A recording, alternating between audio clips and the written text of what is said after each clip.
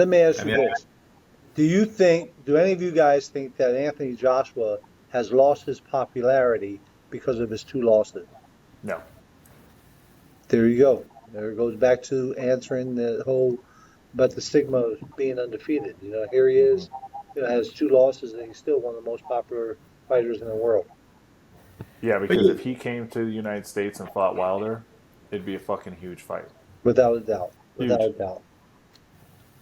I think though when we talk about remaining undefeated, like, so I think there's sort of layers to that. So there's sort of like the layer, Jesse, that you mentioned at the top, where you see this sort of hesitancy to lose. You see fighters not wanting to unify titles, things of that nature, maybe because of that. But I think as you go down at lower levels of the sport, I find that to be a bigger problem, at like the regional and local levels, because it's one thing if you're an amateur who's fought internationally, you made the Olympics, you sort of know that this is somebody that has what it takes to get all the way to the top, right? And you can maybe you sort of know what you're dealing with, and it's just a matter of sort of building, their career in the correct way to get them to where they're going to ultimately be. But a problem with this that we have, at like the level of King's Promotions, is sort of working with prospects who maybe they're not blue chip prospects. Maybe they're more like, second, third tier prospects, but they still have potential. But you don't know. I mean, these are people that haven't fought in the Olympics. They haven't fought in these international competitions. They might have 30 or 40 or 50 amateur fights. And they still need to grow. And maybe that growth requires loss because these amateurs that have fought at the highest levels, I mean, they fought and lost 20, 30 times, in these international tournaments and things like that. It's sort of like that they can deal with it, but it's different, as you sort of change levels in the sport. I mean, I'll tell you, it's a hard time getting guys who are 5-0 and 6-0 or 7-0 to take fights that are going to be sort of appropriately challenging. Maybe they're also going to be cost effective from a promotional standpoint, and sort of help a fighter to sort of Develop. appreciate or understand the things that they need to get better at. Because one thing that fighters don't lack is confidence, and it's unfortunate because sometimes it comes at the expense of them becoming better and learning and doing things, and learning from mistakes. And so, like, I can't explain how that whole loss thing, like if you say a Floyd Mayweather, how that necessarily carries over to a lot of the fighters that we deal with who they're not, you know, Marshall, do you agree with that? I mean, it's almost like it seems to me, at least, there's different levels to this sort of thinking. Well, yeah, I mean, for some of those fighters, like let's say like a Tanji Teasley, okay, who don't have the big amateur background, but then when you look at somebody like a Yuri Cedeno, it's different. Okay, Yuri Cedeno, being 6-0, he's ready to fight a guy, 28-2, 28-3, things of that sort. But the guys like Quadir Albright, who had, I think he had a decent amateur background. I don't know what it was, but he didn't win any nationals. But I think that loss made him stronger, made him learn from it. Sometimes guys are forced to learn. They unfortunately they don't. Uh, they feel like as they're winning, they don't need to apply themselves anymore. They don't need to do the extra homework, or they don't need to do the extra road work that it might take because they're winning, they're winning, they're winning. What they fail to realize is that their promoter is putting them in the right position to win because it's an investment. But the minute they lose, that's when they look in the mirror and go, "Wow, I need to make a change."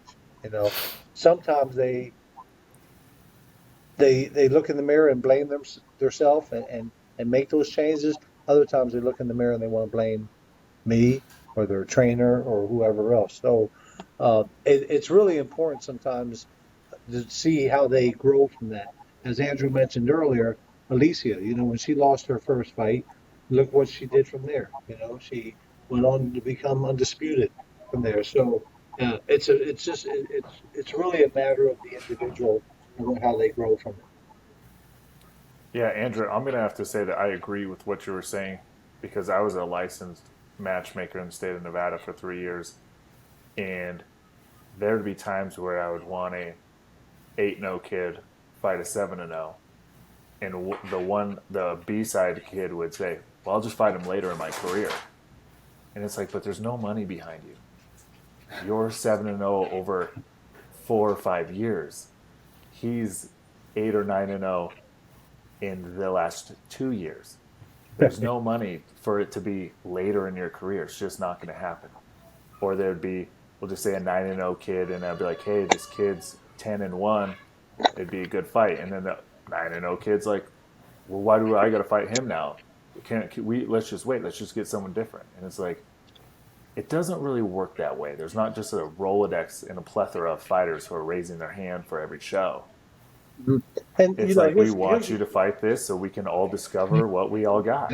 here's the other thing too, Jesse, is that what they don't understand is that you as the matchmaker who works for the promoter is trying to put the fight on for one of many reasons, but sometimes you're putting the fight on for their growth. Okay. Mm-hmm. Yep. I've often done it where I put a guy together that's undefeated against undefeated or one with one loss so that they would grow from it. Not so that they would lose, that they would probably be challenged, but they would grow from it. And that's what I did with Quadir Albright.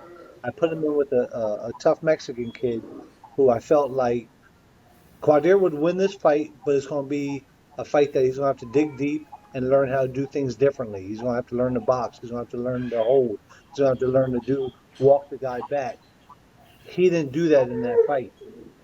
The fight was a barn burner, but he got stopped in the fifth round because he didn't learn those important values during that fight. I think the real test would be shown when he fights another guy like that again to see if he's learned from that.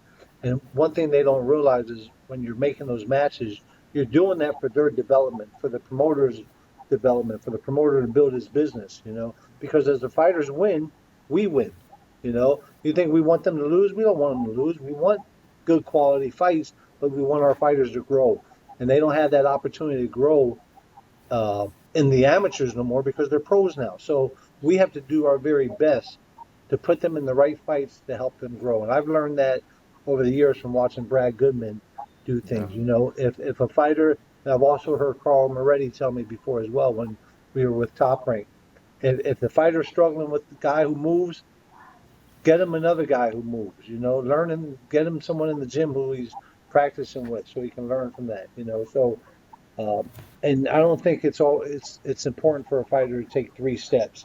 Take one step at a time. And I think we saw that. We were talking about Julian Gonzalez. We saw that when he had a draw with Jimenez.